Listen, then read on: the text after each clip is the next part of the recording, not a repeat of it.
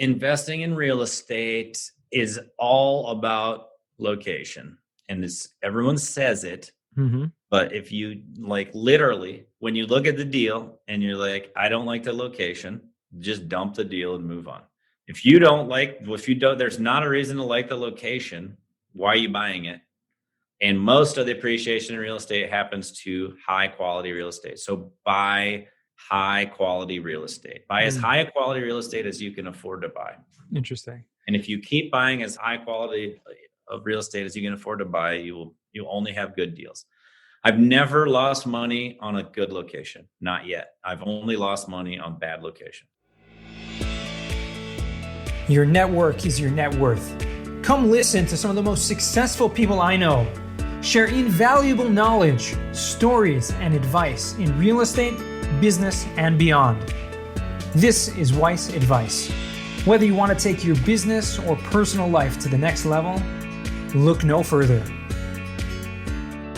Welcome back to Weiss Advice. I am your host, as always, on this fabulous journey today, Yona Weiss. And with me, my passenger, Dusten Hendrickson. What is going on, my brother?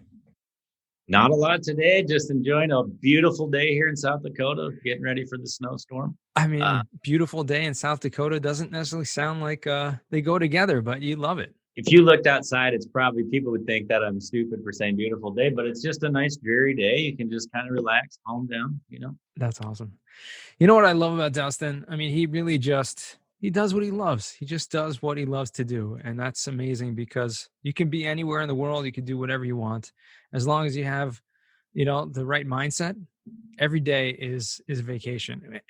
Don't get me wrong. Dusten, you're doing a lot of things. I mean, you have projects upon projects upon projects. I mean, whether it's from your developments that you're doing locally, whether from the ownership, the syndications, the deals you're doing in Atlanta and in Phoenix and all over the place. So what's it all about? I mean, what's the why? What's everything what's driving you? That's really what I want to get right deep into it today. So the why, what drives me is just my crazy monkey brain that won't shut off. I'm sure a lot of entrepreneurs are familiar with the same stuff, but that does wear out after a while. It does help to just love everything you do. And I say no to a lot of things and only say yes to what I want to do. So it makes it easier to enjoy everything. But my why is mainly just to try to help more people understand how powerful real estate is, and to not think that it's about the toilets, the termites, and the tenants, because that's what everybody tries to say. Oh, if you buy real estate, you're going to have phone calls in the middle of the night with the tenants all mad. Well, I have a lot more real estate than most people that say that, and I never get a phone call from a tenant at night. But so let's break it down a little bit. Now you talk about the mailbox money, right? You talk about the passive income coming in, but you weren't always there. I mean, you owned a lot of single family residences where you did have tenants. I mean, was that the same experience then, or has it shifted? Yeah, but that's the career I chose. So that's a total different thing. Mm-hmm. So there's multiple ways to buy real estate, and I promote buying real estate where you're not involved, because you just shouldn't be involved until you get a lot more experience. And it's just a lot easier to create wealth when you go syndication model first, invest passively, understand the model, understand why you're supposed to do certain things, and then go and strike it on your own, versus make all those mistakes and then find syndication. But you took that opposite route. I did because I wasn't aware. So I wasn't aware because everyone told me with all my limiting beliefs that the toilets and the termites. So that was my career that I chose. And then I was like, there's got to be a better way than dealing with all this stuff. Right. And that's when I found the syndication model. Gotcha. So you're basically reverse engineering it for everyone else out there, saying, This is what I did. Yeah. And you've done a lot of different things. I mean, from single families to small multifamilies to, developing properties, so many different things like that. And you found this is the way that works best for you to get those goals. Yep. I think if you want a career change, yes, go learn all the stuff. Mm-hmm. But if you love your job and you just want to create wealth but you love real estate too, well, this is the best way to do it, because you're not active. And then you can, once you find the good operators, see, that's the key. You got to find the great operators. There's the 80-20 rule. 20% are great, and the other 80% will just give you the normal results. So if you can find those 20%, it also makes life easier. Gotcha. So what's the, what are you looking for when you look for those 20%? Like the best of the Oh, they best? just got to be talented. Like, when someone's better than everyone else when you meet them. So I just look for talent immediately. Like, what's their talent? Who are they surround themselves with? Oh, why are all these other people that seem to be talented interested in these guys? Like, why are they attracting all these people to them? I don't know. It's usually your gut knows a lot more than your logic brain most of the time. 95% of your information is like subconsciously or internally realized. The other 5% comes from your logic. And this is why your body knows when something's right, and it takes your head a long time to finally click and say, oh, okay, I get it now. Okay. But your body told you right away. Right. I hear that. So where do you go about finding these people? I mean, what, you just search LinkedIn, baby.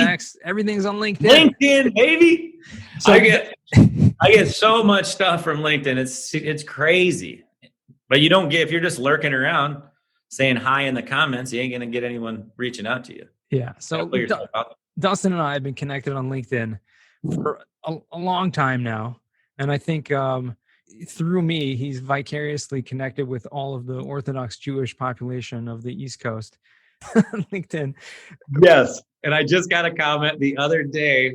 They're like, it's not very often when he was a Jewish guy. Oh, upstate New York is introduced to a guy from South Dakota that knows more Jewish people than I do, or something like that.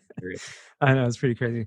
So we had a fun interaction. We actually met in person close to 2 years ago in Chicago at a conference, and we had been, interacting through LinkedIn. It was just showed me like the power of LinkedIn. Like, we met in person for the first time. It was just immediately like, gave a big hug, and it was like, yes, we had that bond already just through the interactions over the phone and over the internet and the conversations. But it really shows the power of, number one, personal branding, right?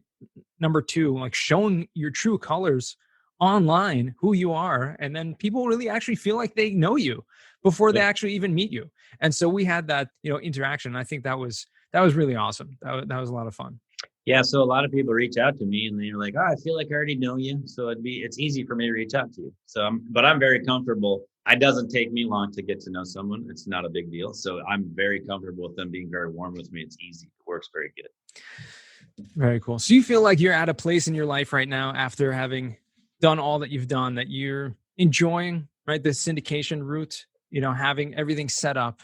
I mean, is there anything else that you want to do that you're not yet doing? Yep. I want to fly private because I do not like hotel beds at all. They're the worst beds. Unless my wife's with me, then they're not as bad. But an empty hotel bed to me is horrible. And so I want to fly private for these deals so I can just go and fly and then fly back. Mm-hmm. So that will be coming hopefully shortly. Are you going to learn to be a pilot? No. That seems like I'm learning Spanish. That's enough for me to learn at one time. I'm learning Spanish. I want to fly private. I want to travel more internationally as well, but that's not really on me. We're kind of waiting for COVID to dissipate for that. Right. Countries open up, hopefully. Yeah.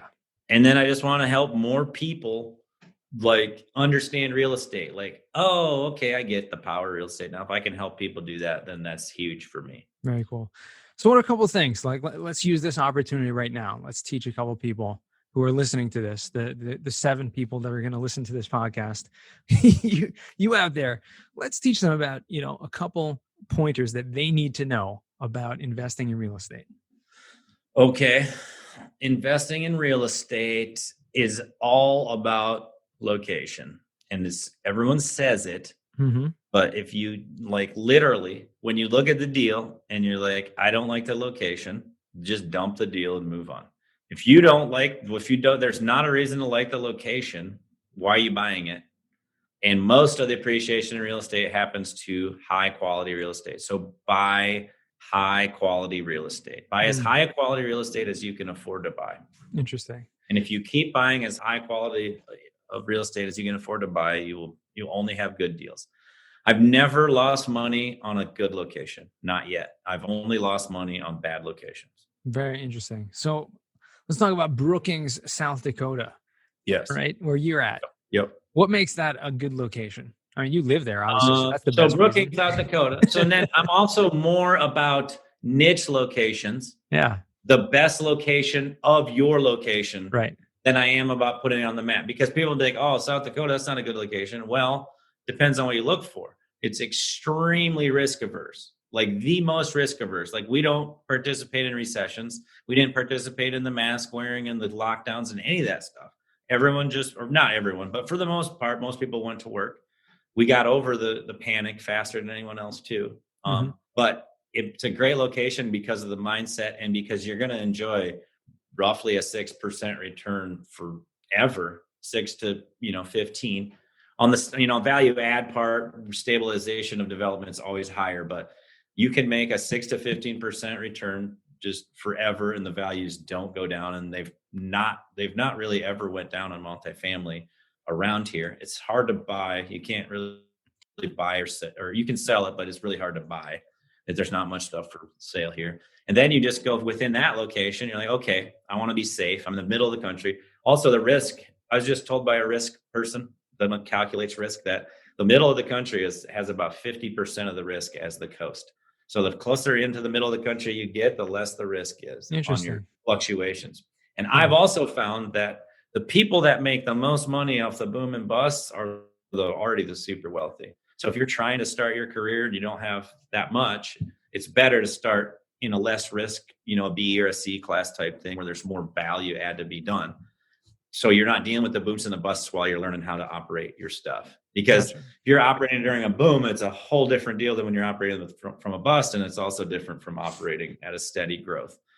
It's just easier to make money on a steady clip than all that other stuff. Okay. Unless you already have money. When you have money, they know how to operate in the booms and the busts. So it's a little different. Gotcha. Okay. So, I mean, that's a really good insight there. And I love the fact that, with South Dakota, what you guys have done there. And I think that obviously has a lot to do with the ones in government behind the policies going on there. Like Governor Nome has just been straight down the road, doing everything that she saw right to be done. And the country's been following that.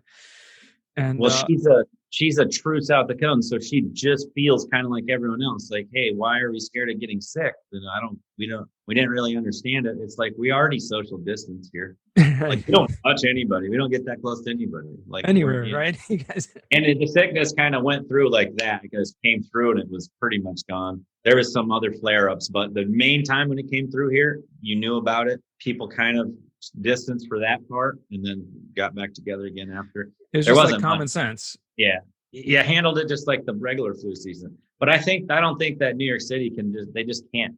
There's no way that they can do any of the stuff that we did, just because of everything's so the different. Density. Yeah, sure. The demographics, and how do you, like, New York City just doesn't work if you have to social distance. It's an impossibility for that economy to operate 100% on a social distancing platform, I guess. Right. So you wanted to go two things. Okay, the second thing on that nugget that I'll drop is, you do not make money in real estate buying and then selling right away. You have to hold. And most of the money is made on the stabilization period of the value add part. But then the other money is made on the 10 years you wait before you sell it. Okay. So that's something I want to dig into that a little bit, because obviously people have different opinions, right? When do you make your money on real estate? And we hear, you make your money on the buy, or you make your money on the sell, or you make your money on the this and that. So what you're saying here is you're making the money on the long-term ownership. The ownership is super, super important. And this is also why I tell people, don't take all your money in commissions. Take your money in equity as much as you can, as much as you can afford. Because you're going to blow that commission. You're going to raise your lifestyle up to blow the commissions, and you're not going to create any wealth. You create income over wealth. Equity, you'll create wealth. And then you'll slowly rise, because your dividends will start coming in, and you'll have a little more money, and your lifestyle slowly rises while you're building your wealth. It's just a much better way to do it. Gotcha. And that's what you call mailbox money, right? Yeah, that's mailbox money. So, but the reason why I say to hold it, and you do make money on the buy. The problem is that those buys just don't come around that often. Like, who wants to sell you real estate under market? You can find it. Mm-hmm. You can find it, but it seems like the longer and longer we go into this cycle, the less likely it is to find it. You can find that stuff a lot easier in the boom and bust cycle, that's for sure.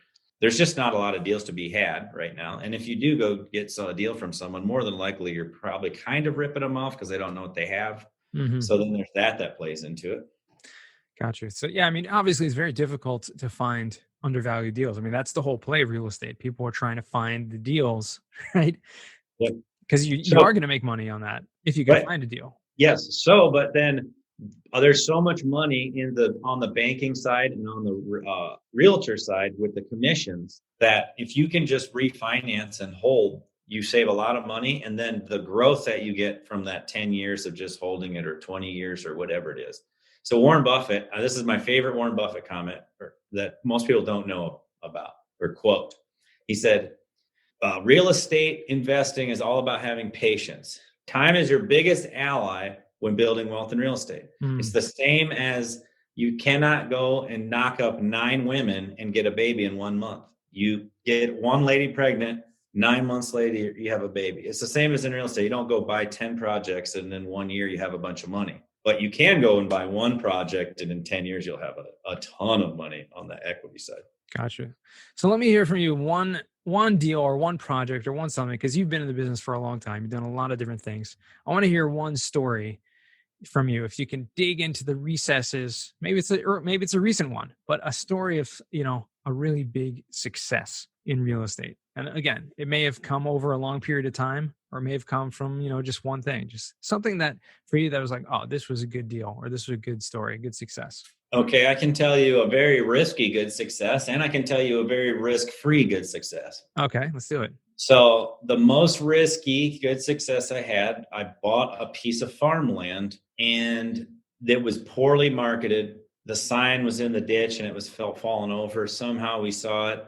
There was weeds all over it. Somehow someone told me about it, went and looked at it. You couldn't find it online. Everyone around it didn't like the guy. So nobody close to him would buy it because that's normally how farmland's traded. The person close to us gets in a bidding war and it goes up. Everyone hated this guy or something, wouldn't buy the land. We came in and bought it on a contract for deed, but I was really young. So I was like, oh, I'll do a year contract for deed instead of like 3 years. The market was going like this in farmland. Well, maybe it was even going like this. It was skyrocketing. It was probably the most appreciation of farmland ever that I've seen around here anyways. And we bought it for like $4,000 an acre, sold it for like $3,000 or $7,000 an acre. We made like $300,000 on this one piece of land, but it was the most stressful thing ever because I only gave myself 1 year. It was pure speculation, absolute pure risk. I could have lost all my down payment money. And the reason why someone came in, it was actually Ducks Unlimited came in and bought it from me because they heard that I was going to remove all the wetland areas and put in drain tile because this is what you're doing to flip the land. Okay. As soon as they heard my plan, they came in and bought it out from me with just a few days. I only had a few days to close on it or whatever. That's crazy. So, and then I took that $300,000 in it and bought a really safe apartment, and it's still owned. And it's this apartment that we're in right now. This building we're in. It's what I took the profits with and 1031 to the money into this. Wow. That was a stressful situation too. And so this apartment building, this is something that you guys have renovated and rented out. Yeah. Yeah. Wow. Awesome. So we still own this. And then I did do the same thing though on another piece of farmland. And I put 3 years in the contract, but it was at a time when farming was doing this. Oh, going down. We lost $200,000 on that deal. Wow. So pretty much lost most of the money that we made on this, except for this money's still here. It's just in this deal. And it's cash flowing, right? Yeah. It's been cash flowing for years, 10 years. That's awesome. That's what it's about. You're holding the property. It's going up in value, right? Or it's stabilized at least, and it's cash flowing, and you get those checks, mailbox money. This is fairly passive too. I have a really good property manager, so I'm an asset manager on it. But it's one of those that the longer you have the property too, the more passive it becomes. It's sort of like and it's in a great location. It just kind of runs itself. So when we keep the ones that are easy. So if we know that the property is not as easy, we sell it. We keep the easier ones in the better locations, and that's what we do our long-term financing on. Very cool. Very cool. And you got, it's what I love about you is you share the family business, right? You got I think I recall your mother is involved, right? You're getting your kids involved when they're young. Your wife is involved in in some aspects of the progress. And it's incredible to see. The whole family ordeal. Yeah, my brother invests in a lot of stuff too. I'm going to use him as a case study on why you should get Mailbox money as soon as possible, because he's already a third of the way there to producing enough income to like not have to work. So not saying that he won't work, but if he wants to take a month off and because he's a contractor, he can. So having those passive investments that are creating passive income to be greater than your living expenses, I mean, that's really the definition of success in passive investing in real estate. And so you're saying he's already a third of the way there. Already a third of the way there, and I think he started 2 years ago. Amazing. And it compounds, right? So you can get there. It's not going to take him another 4 years to get there. Although, everyone talks about how buying a house is not an asset. He bought a house, and now he hasn't invested in about 6 months because that thing sucked all his cash. So that's another thing about buying a house. Yeah, people say buying a house is not really, obviously not an investment, but it's a lot of it's worth it. It is worth it? To me, it's worth it to buy a house. I would buy a house. But if you're trying to generate, it depends on what stage in life you are in. You're trying to generate wealth, though, you're way better off buying an apartment than a house. If you want to generate wealth, you should go buy a townhome. You want to buy your first house with you and your wife or whatever, well, go buy a townhome. You and your wife can live in one part. Mm-hmm. However many units you can get that. They'll pay for all your mortgage and then some. And then you're right there. You learn how to property manage, asset manage, maintenance, because you can't just call a maintenance man every time. If you have a small property, it'll bankrupt you. But you learn every facet of the game that way. And then you also learn about your tenants. You learn about everyone. So that's a great strategy. The house hacking, they call it on Bigger Pockets. House hacking, where you live in one unit, a small multifamily, townhouse, or whatever you want to call it, where there's 1 to 2, 3, 4, 5, whatever, how many units there are in the small. Obviously, under 4 is the best because you can get the best financing on a mortgage, a deal like that. But yeah, I would highly recommend that as well for anyone looking to buy their own house. It will change your whole mindset too on real estate, because you'll start to see the power of it. Like at first you won't like it, right? Because you don't get a reward at first. Right. You get a lot of work. But then once you dial your systems in, figure it out, this thing is like, all of a sudden you're like, we don't really have a house payment. Do you know how much this thing is worth? 5 years later, you're like, this thing's worth twice as much as what we paid for it. If you can get the rents up a little bit, you can improve the exterior somehow. Like you can just see the power, and then that could kind of spark you to start investing more as well. Absolutely.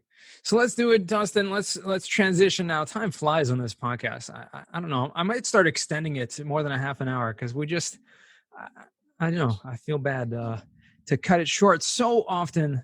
I just want to keep going and going. But I want to transition now into the final 4. These are 4 questions that we ask all of our guests towards the end of the podcast. And first question for you, which I posed to you beforehand, but this is, what is the worst job that you ever had? I worked at this bomb factory and they made and it was the bomb. It was not the bomb. It was anything but the bomb. It was the most mindless work, and I cared so little for it. And I just wasn't worried about it. We had these little primers, and they looked like bullet primers, not a big deal. And so I basically got reprimanded for just not being careful enough, because it was so mindless. I was like, I think I got depressed as soon as I was in there, and I was I was probably praying for that thing to blow up at any minute. I would have been happy if it would have blown up and I was inside of it rather than work there. But I didn't last long. They must have known my attitude. I think I got fired within a couple weeks. Who owns a bomb factory? I mean, it seems like it was government or military? They were selling a lot of stuff to the government. I mean, it's South Dakota, man. You can get your licensing here is a lot more lax than anywhere else in the nation. I can promise you that. So I don't know what they were actually doing. Who knows? Who knows? That's pretty crazy. Crazy story. Second question for you. What is a book you've read? I know you're a big reader. I want to look for a book that's given you a paradigm shift. Okay. I've had so many. The Meditations by Marcus Aurelius is probably the biggest mind shift, but I was at a way lower spot on my mindset as well. So it was like, it's when I learned ultimate personal responsibility. When you realize that every single thing is your fault, you can skyrocket to the moon. So when you're the boss and you want to blame something on your employee because they didn't do it right, well, it's actually your fault because you hired the employee that didn't know how to do it right. Like, or it's your fault because you didn't teach the employee how to do it right. Or it's your fault for whatever happened prior that you did or put up some system, whatever system isn't good for that employee. Every single thing is your fault. And there's nothing that's not your fault. And that's how you got to be if you want to be a leader. Taking responsibility. Love that. And I learned that from the book. And then I learned how to not let other people bother you. Like, oh, the guy's breath is stinky. Well, of course, because his mouth stinks. If you had that same stinky mouth, your breath would be stinky too. That's right. It's all about perspective. I love that. That's definitely true. Okay, so third question, Dusten, you already alluded to one of these things, but the question I'm going to ask you is, what is a skill or talent that you would like to learn? I'd want to learn more languages. I'm trying to learn Spanish right now. There you go. So learning a second language would be awesome. Okay. Otherwise, what else do I want to do? I don't know what I want to learn. I want to learn everything. I want to learn so much that I don't know. The world's my oyster, I guess. I want to learn everything. Or is it pearl? I don't know. What's that saying? The world's my oyster. I don't know. I feel like there's so much to learn and do and everything. And I have my natural talents already, and I know what those are. And I also know that you can do anything you want to do. So if I really wanted to dunk a basketball, I could do it. But am I willing to put 8 hours a day into dunking a basketball? No. I'll just learn how to shoot threes better. There you go. It's all about, what you can do with the best you can do with your time. But I totally agree with that. You really can accomplish anything that you want to. It's all mindset. It really is. If you believe it, you can. And it sounds cheesy, right? If you believe it, you can achieve it, right? But there's so much truth to that because it really is all about mindset. So find out whatever it is that you want to do and just do it. Just do it. Get everything else out of the way that's stopping you. All those, false beliefs, systems, and things like that. Take responsibility for your own actions and just go out and accomplish it. Great answer. Fourth and final question for you. What does success mean to you? Success means that lots of people would want to trade situations with you. When you're into things, like, would most people trade their circumstances for your circumstances? Interesting. That's a very interesting perspective. Now, not life. I know that you're not going to trade family and whatnot, but like when you look up and you admire what someone does, when people look to you for advice, all that kind of stuff, like, you're definitely successful. And that also includes, you need to be in control of your time. If you're working 80 hours a week, I don't think you're that successful. Mm-hmm. Yeah. Well, I mean, that obviously comes with having investments and having passive income and having, more control of your income, but more control of your time for sure. Okay. Here's the easy way. You lift up people when you're around them. If you can lift people up and they're better for having met you, that's super successful. Okay. That's a great answer too. So 2 answers here, and I like them both. Different. Definitely we get it. That's why I ask it. It's a very subjective answer. What does it mean to you? And to everyone is different. So everyone has a different perspective, but I love yours. And especially the latter one, which is, do you lift people up? Because a lot of people think success is just about me. And what can I do for myself? And how can I be? And thinking about the I. But when you're just thinking about yourself, you're really missing out on life. Life is not about just you. Life is really about how you can help others. So love that. Love the first answer as well. And you're missing out on success, because as soon as you lift people up around you, success now becomes effortless because they do everything and the credit just funnels up to you, sort of. Mm-hmm. Even though you still give the credit back to them. Literally, I just network and I connect, and people think I do all the work. Well, I don't do all the work. Everyone around me does all the work. I just try to show up and smile and make everyone feel good. That you put the systems in place, right? You spent the time. Yeah. I'm a connector. I push people. Like, people don't want to do, and I push them. I got to do that. But for the most part, I don't actually do work. I just look at what's being done and try to see how we can make it better and connect the right person to improve it. And yeah. That's a true CEO, right? You really just have all the right pieces in place, put them in place, and allow people to be successful. Awesome, Dusten. Well, it has been a pleasure catching up, speaking with you today. I learned a lot and got a lot of great perspectives, as always, from you. Where can our listeners find you or reach out to you? The best place is on LinkedIn. Obviously. I like to talk to a lot of people through the comment section on LinkedIn. It seems just like me and you. Like, I feel like even though we haven't seen each other for a long time live, it's been a while, months, 6 months to a year. I still feel like we didn't miss anything. right?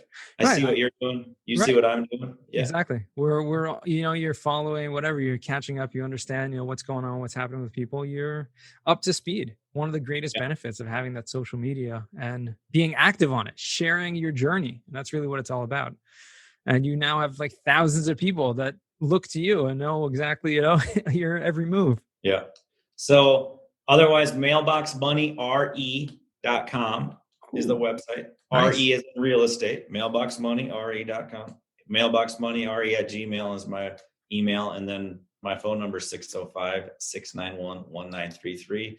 But email's way better. Like I don't hardly answer my phone that much. Very cool. So we're going to put all that down in the show notes.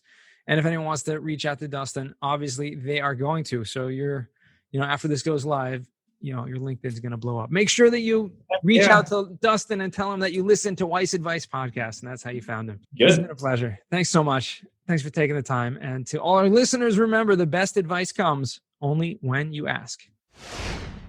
Real quick, I have one question for you. Did you like this episode? If you did, I want to ask you a huge favor. See, the biggest thing that helps this podcast grow and that will spread this message to the whole world is that if you leave a review, a rating, and subscribe to the podcast. What that does is it basically tells the platforms that this podcast is out on is that you like my stuff and I'm doing something right. So take a few seconds out of your day, hit that subscribe button, leave a rating or review. I would be extremely grateful. Also, I want to hear from you guys. So I want to hear some feedback. If you have any questions for future episodes, please find me on LinkedIn. Send me a DM, a connection request, Yona Weiss, and I'd love to hear from you.